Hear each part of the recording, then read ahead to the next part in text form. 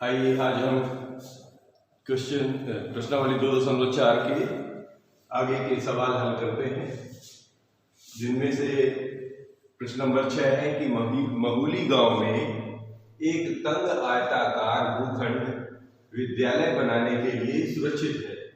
इस भूखंड की लंबाई और चौड़ाई में 11 और 4 का अनुपात है।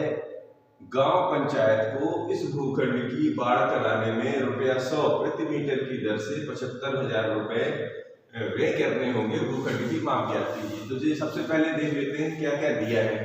तो लंबाई और चौड़ाई का अनुपात दिया है हमारा, ये दिया है लंबाई अनुपात चौड़ाई, ये दिए हुए हैं कितना 11 और 4 के अनुपात में, ये दिया हुआ है 11 और 4 के अनुपात में है। तो अब हमको लंबाई चौड़ाई ज्ञात करनी है, तो अनुपात में दिया है 11 और 4, तो मान लेते हैं यहाँ पर, माना लंबाई और चौड़ाई x के रूप में मान लेते हैं, तो हमारे को आसानी हो जाती है काम करने में। कोई भी एक चर राशि ले लेते हैं, तो माना लंबाई चौड़ाई 11:4 है। और अब आगे देखते हैं, जब 11:4 में हो गया तो इसमें क्या कराना है, बाढ़ कराना है। तो अब सबसे पहले बाढ़ कराएंगे, जैसे बाढ़ होती है बाउंड्री की, तो बाउंड्री को ही हम यहाँ पर क्या बोलते हैं, परिमाप कहेंगे, परिमाप ही कहते हैं। तो जबकि जैसे ये मान लीजिए कि ये विद्यालय का ये हिस्सा है और ये है 11x के अनुपात में, ये 4x। तो अगर मैंने इसको चारों तरफ की लंबाई ले लिया तो ये मेरा परिमाप निकल आएगा, जिससे क्या होगा कि कितना क्या खर्चा आ रहा है हमारा हिसाब किताब बन सकता है। तो चलो शुरू करते हैं परिमाप। तो परिमाप हमारा होगा कितना, इस लंबाई के सामने आयत है, तो आयत है तो ये दोनों बराबर होंगे, इसी तरह ये दोनों बराबर होंगे। तो परिमाप क्या होता है, 2 गुणे लंबाई धन चौड़ाई, और हमारे पास है लंबाई है 11x की, चौड़ाई है 4x की। तो हम देखेंगे कि 2 गुणे 11 4 15, अर्थात ये x में है, तो ये हमारा निकल आया 15 दूनी 30x। 30x तो हमारा भी परिमाप निकला।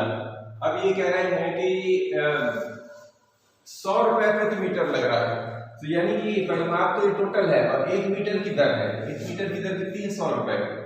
तो ये कितना परिमाप, यानी ये सब मीटर में आ रहा है, ये क्या है सब मीटर में आ रहा है, क्योंकि पैमाना हमारा मीटर में है, तो ये हमारे को मीटर में ही लेना है।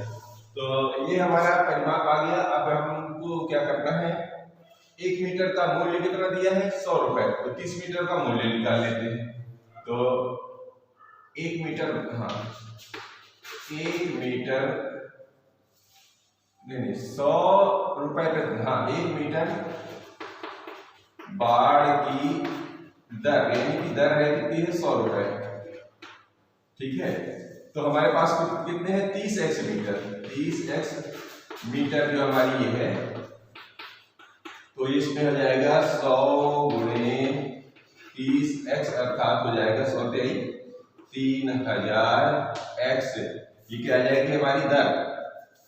अब ये क्या कह रहे हैं, कुल ये कितना लगा है जी, कुल लगा है रुपया, ये तो हमारा कुल परिमाप का जो दर निकाला है x के रूप में आ गया है। अब ये कुल हमारे को लगना है 75,000 रुपए, यानी कि इस 3,000 रुपया में 3,000x में का मान कितना है, कुल 75,000 रुपया है, ये कह रहा है। प्रश्नानुसार लिख लीजिए यहाँ पर, प्रश्नानुसार क्या, ये जो है इसके हिसाब से कुल 75,000 रुपए इतना ही व्यय करना है।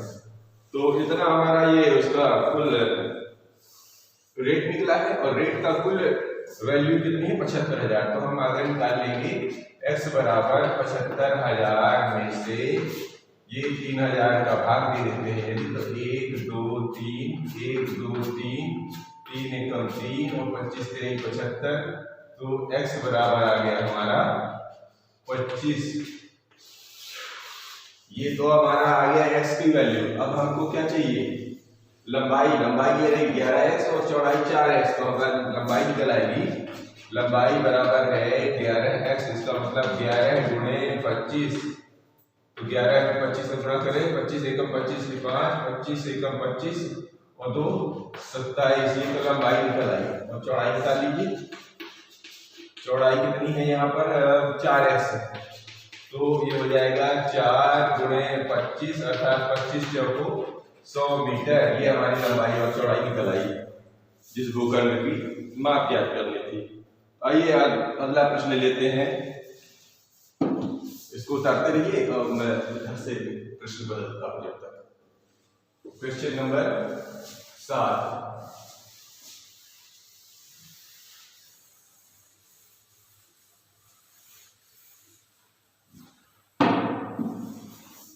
हाँ, हसन स्कूल वर्दी बनाने के लिए, ये हसन नाम का कोई दर्जी है, उसकी कहानी है। हसन स्कूल वर्दी बनाने के लिए, स्कूल वर्दी, स्कूल माने जो आप लोग ड्रेस पहन के जाते हैं उसको बोलते हैं वर्दी। बनाने के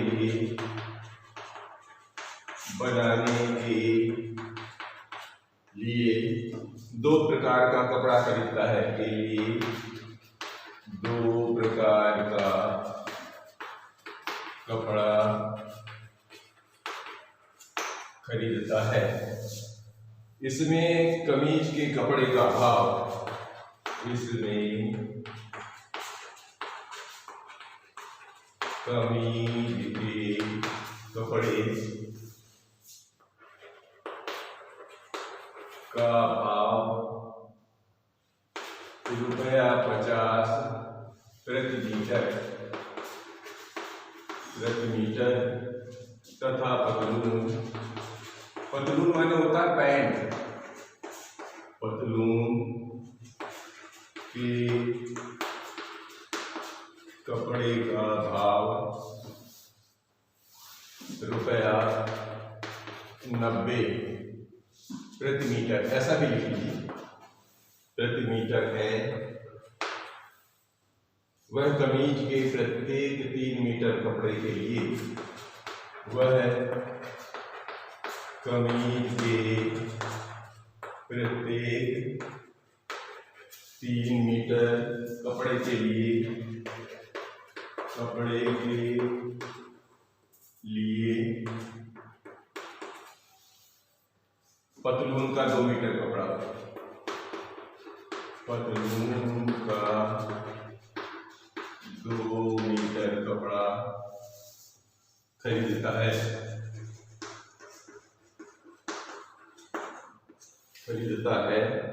वह इस कपड़े को क्रमशः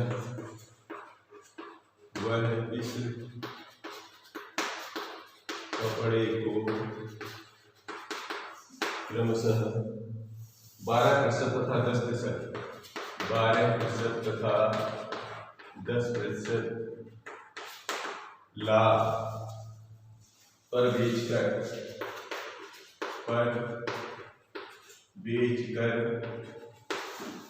36,600 प्राप्त करता है। इतना रुपया प्राप्त कर लिया। उसने पतलूनों के लिए कितना कपड़ा खरीदा? उसने पतलूनों के लिए कितना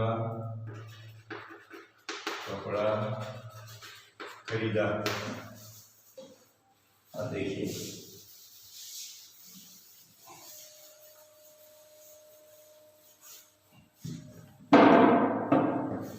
अब ये देखिए कि हसन स्कूल वर्दी बनाने के 2 प्रकार का कपड़ा खरीद रहा है। कितना? 2 प्रकार का। एक तो कमीज का कपड़ा है जिसका भाव 50 रुपया है मीटर के हिसाब से, और पतलून यानी पैंट का भाव है 90 रुपए के हिसाब से। और वह कमीज के लिए 3 मीटर लेता है और पैंट के लिए 2 मीटर कपड़े के हिसाब से कपड़ा ले रहा है। तो पहले हमको को दिया क्या है? अपने को दिया ये है कि 3 मीटर 2 मीटर से हिसाब बनाएंगे।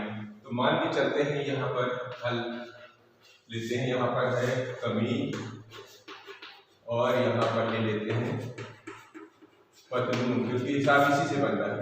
तो ये मान लेते हैं, माना कमीज का रेट कितना है? 3 मीटर। कमीज ले रहा है 3 मीटर के हिसाब से, और ये ले रहा है पतलून 2 मीटर के हिसाब से। तो अगर मैं इनको x के रूप में मान लेता हूँ तो ये हमारा काम करने में थोड़ा सा आगे बढ़ जाएगा सवाल। तो ये कमीज के लिए 3 मीटर ले लिया, इधर से ले लिया 2 मीटर की कपड़ा, मान लेते हैं x के रूप में। अब इनका जो रेट है वो लगा लेते हैं। तो 50 रुपए के हिसाब से इसकी कितना रेट हुए, तो रुपए 50 की दर से कौन सा है कपड़ा कमीज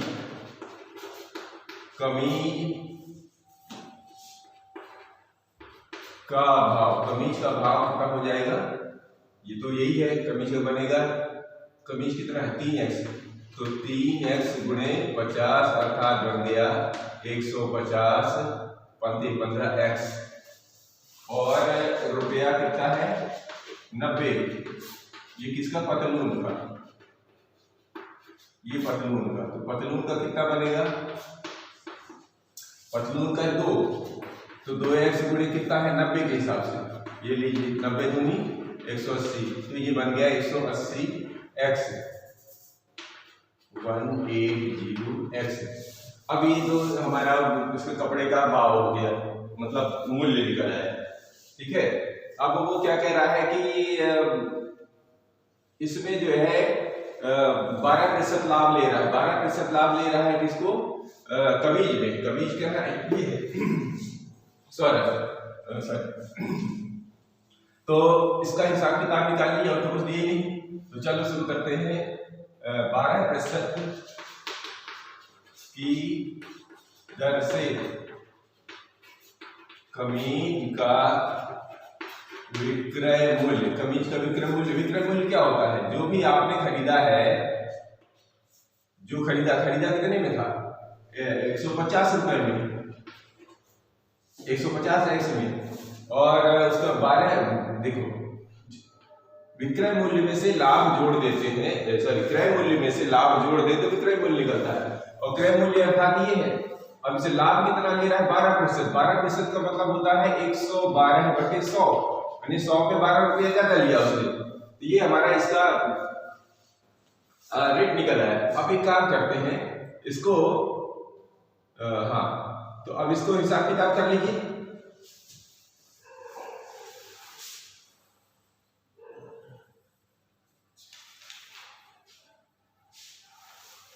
नहीं ये जो है विक्रय मूल्य कैसे निकले, इसमें से चूंकि गुणा करना पड़ेगा, क्योंकि ये जितना भी हमारा लाभ था इस रूप में है, तो इसका गुणा करेंगे तो 1 जीरो से 1 जीरो कट जाएगा, और 5 दूनी 10 और 5 3 15 और 2 पंचे 10 और 2 छक्के 12, हाँ ये आ गया। अब इसको कर लेंगे 3 छक्के 18 की 8 और 3 पंचे 15 और 1 16, 168x, ये हमारा इसका विक्रय मूल्य निकल आया। इसी तरह इसका पतलून का निकाल लीजिए, पतलून कितना ले रहा है 10% की दर से, तो यहाँ लेके लेंगे पतलून, तो ये पतलून का विक्रय मूल्य निकाल लेंगे, तो ये कितना हो जाएगा, कितना था ये 180, तो इसका आ जाएगा 180x में से कितना ले रहे हैं वो 10% लाभ, तो ये हो जाएगा 110/100, 1 0 इससे ये शुरू, तो 18 में 1 का गुणा कर दीजिए, तो 11 8 88 की 8 हासिल का 8, 11 1 11 8 19 198 और ये x नहीं है, तो ये हमारा पतलून का रेट निकल आया। अभी क्या कर रहे हैं कि उन दोनों को मिलाने पे उसने कितना लाभ प्राप्त किया है 36,600 रुपये। चलो ठीक है जी देखते हैं, तो इन दोनों को जोड़ के वो कितना प्राप्त कर रहा है प्रश्नानुसार, प्रश्नानुसार क्या कह रहा है, इन दोनों को जोड़ने पे 168 और 198, यानी 168 x में से 198 x को जोड़ने पर कितना निकाल प्राप्त कर रहा है वो 36,600 रुपया ये प्राप्त कर रहा है, ये वाला। तो हमारे को पहले इससे x निकल आएगा, तो ये दोनों में x है, तो 8 जोड़ दीजिए, 8 8 16 की 6 x तो है ये है, और ये है 36,600, और 8 8 16 की 6 हासिल का 1 9 6 15 1 16 की 6 1 1 2 और उधर का 1 3, तो ये हो जाएगा, तो x बराबर आ जाएगा 36,600 में से 366 का भाग दे देते हैं तो ये कितना चले गए, 0 0 है तो यहाँ पे 100 बार चला गया। x का मान आ गया हमारा 100। पूछ क्या है वो, पतलूनों के लिए कितना कपड़ा खरीदा कितना था, खरीदा था पतलून के लिए 2x। तो पतलून के लिए कपड़ा, पतलून का कपड़ा कितना था, 2x। तो इसका मतलब हो गया 2 × 100 अर्थात 200 मीटर कितना कपड़ा खरीदा। अगर ये मान लीजिए कमीज के लिए भी पूछता है तो कमीज भी इसी से निकाल सकते हैं। कमीज का कितना है 3x, तो इसमें 3 का गुणा कर दीजिए, 3 × 100 हो जाएगा 300 मीटर। दोनों को चाहे एक जिसका पूछा इसका लिख दीजिएगा, ठीक है। अगला प्रश्न थोड़ा सा टिपिकल लग रहा है लेकिन टिपिकल है नहीं, थोड़ा सा प्रैक्टिस करेंगे तो बहुत आसानी से हो जाएगा। चलिए 8वां लेते हैं। ये था 7 नंबर, अब लेते हैं 8 नंबर।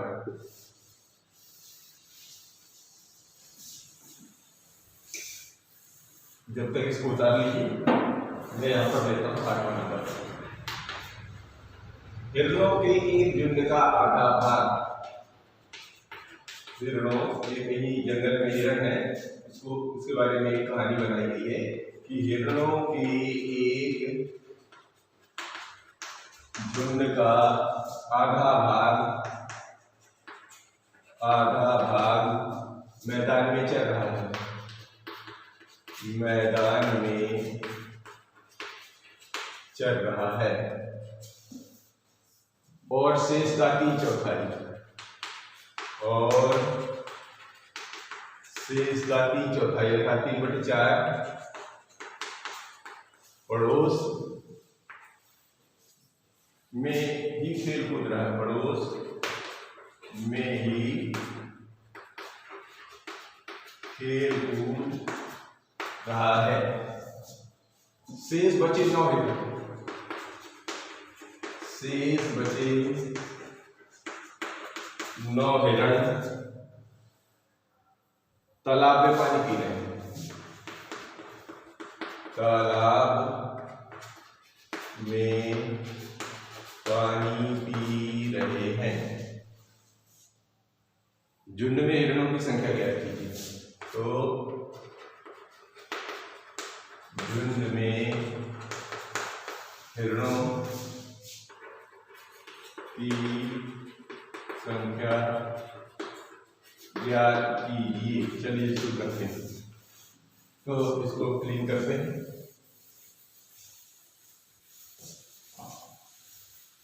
तो जैसे कि बताया गया है कि हिरण है और ये पानी पी रहे हैं, आधा झुंड खेल के मैदान में। तो हम मान लेते हैं कि इसमें हिरणों की संख्या 23 मान लेते हैं, माना हिरणों की संख्या x है, माना कुल हिरणों की संख्या, माना कुल हिरणों की संख्या x है। अब हिरणों में कुल संख्या x हो गई तो शुरू करते हैं। हिरणों का आधा भाग, तो लिखेंगे पहले आधा भाग, तो आधा भाग हो गया हिरणों की झुंड का आधा भाग मैदान में चल रहा है, तो मैदान में चरने वाले हिरण कितने हैं, आधा का मतलब इसका आधा। अब शेष माने पड़ोस में खेल कूद रहे हैं, खेल कूदने वाले,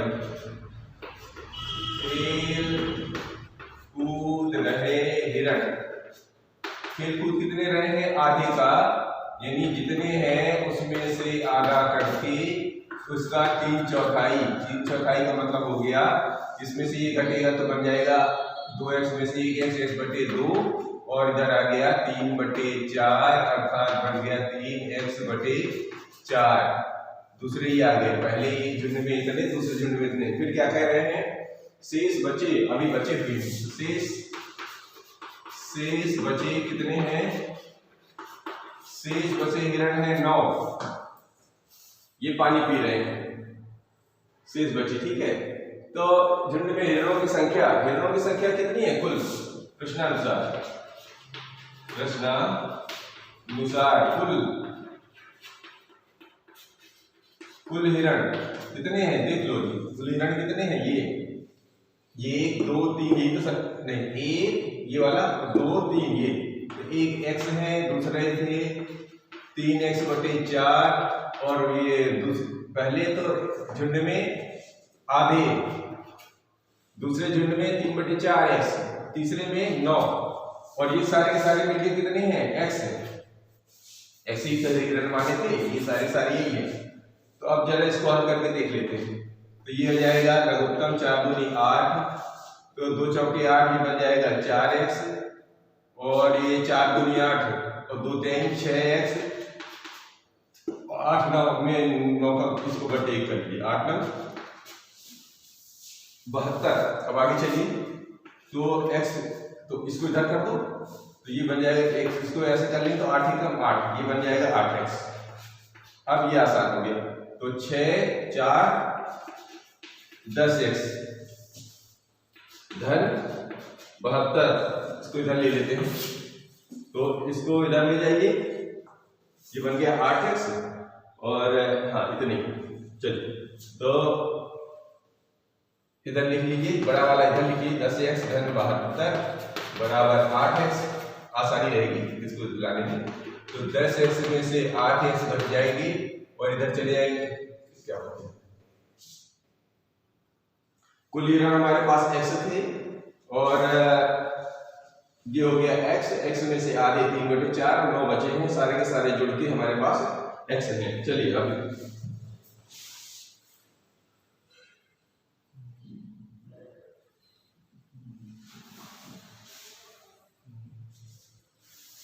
दो चौके 8, अरे सॉरी यहाँ से गड़बड़ हो गया, यहाँ से गड़बड़ हो गया, ये 4 दूनी 8 नहीं है, ये गड़बड़ हो गया, ये लघुत्तम हो गया हमारा, ये तो कुल हिरण x थे, और ये बन गया, और 4 दूनी 8, यहाँ पर भी ये लिखना था पहले 8, ये तो गड़बड़ हो रहा है, ये सॉरी यहाँ पर देखेंगे गड़बड़ी हो जाती है कई बार, 3x ये बने 4 दूनी 8, हाँ अब ठीक है जी, इसीलिए तो कुछ आगे बढ़ नहीं रहा था। तो ये बन गया 8 लघुत्तम, तो 2 करेंगे तो 2 चौके 8, ये बनेगा 4x, और 8 का 1 में एक बार गया तो ये बने गया 3x, और 1 8 8 अर्थात 8 9 72। हाँ अब ठीक है जी, इसका इसमें गुणा कर लीजिए, ये बन जाएगा 8x, और ये 4 और 3 7x धन 72। हाँ अब सही है, तो इसको इधर ले आते हैं, इसको इधर ले आइए, तो 8x में से 7x घट जाएगी बराबर 72, तो ये बन गया x बराबर 72। ये हमारे कुल हिरण थे। अब आगे चलते हैं, अगला प्रश्न, यहाँ पर थोड़ा गड़बड़ हो गया था, एक बार थोड़ा सा फिर से लिखने में थोड़ा सा चूक हो गई, उसको दोबारा सुधार लीजिएगा। चलिए अगला 9वां प्रश्न लेते हैं।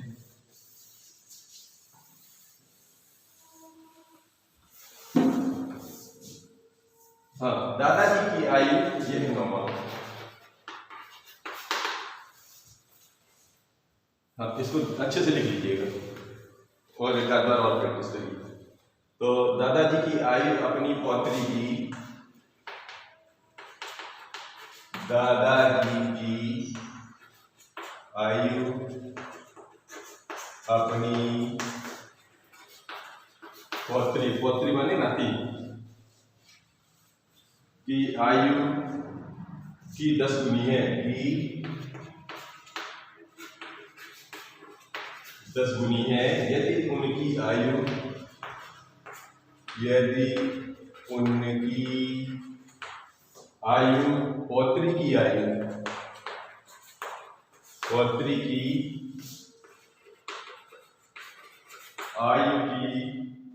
आयु से 54 वर्ष अधिक है, तो उन दोनों की आयु ज्ञात करो। तो उन दोनों की आयु ज्ञात करो। ये दादा और नादिम के बारे में है, ये लिखिए, चालू करते हैं।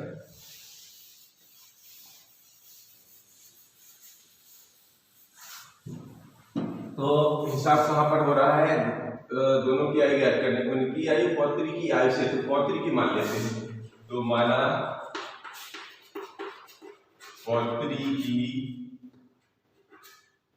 आयु x वर्ष है, माना पौत्री की आयु x वर्ष है, तो दादा की आयु कितनी जाएगी, 10 गुनी है। तो दादा की आयु हो जाएगी 10x वर्ष। ठीक है। अब ये आगे कह रहे हैं कि यदि उनकी आयु पौत्री की आयु से 54 वर्ष अधिक है, यानी कि ये दादाजी जो है इनसे प्रश्नानुसार क्या कह रहे हैं, दादाजी यानी कि ये जो है अपनी नातिन से, अपनी पुत्री से 54 साल ज्यादा है, इससे ये 54 साल ज्यादा है। तो उन दोनों की आयु ज्ञात कर, तो सीधा सीधा है ये x वाला इधर आ जाएगा और ये आ जाएगा 54, 10 में से 1 गया तो ये बन जाएगा 9x बराबर 54। तो x बराबर 54/9, 9 एकम 9, 9 छक्के 54, x बराबर 6। अब तो ये x आ गया, x कौन है, x है नातिन, तो नातिन माने पौत्री, पौत्री की आयु कितनी है, 6 वर्ष, और दादाजी कितने हैं, 10x, दादाजी कितने हैं, 10x, अर्थात 10 गुणे 6, 10 छक्के 60 वर्ष, दादाजी 60 वर्ष के। ठीक है जी, स्पष्ट। अब ले लेते हैं अगला कि ठीक इसी प्रकार प्रश्न है, ये बिल्कुल मिलता जुलता ही है, कोई खास अंतर नहीं है। इसमें ये दिखा रहा है कि अमन की आयु, अमन नाम का कोई बंदा है, 10वां नंबर है, अमन की आयु उसके पुत्र की आयु की, उसके पुत्र की आयु की 3 गुनी है, कि 3 गुनी है 10 वर्ष पहले, 10 वर्ष पहले उसकी आयु, उसकी आयु पुत्र की आयु की, उसकी आयु पुत्र की आयु की 5 गुनी थी। दोनों की वर्तमान आयु ज्ञात करो, दोनों की वर्तमान आयु ज्ञात करो। ये बिल्कुल इसी तरह का है, आसान सवाल है, तो ये कंपटीशन में भी बहुत पूछे जाते हैं इस तरह के सवाल, इसलिए थोड़ा सा 2-4 बार इनका प्रैक्टिस करना जरूरी है, और एक बार समझ में आ गया तो कभी भी आसानी से कर सकते हैं। तो शुरू करते हैं। अमन के पुत्र की आयु, अमन की आयु पुत्र की आयु की 3 गुना, तो पहले पुत्र की आयु मान लेते हैं। माना पुत्र की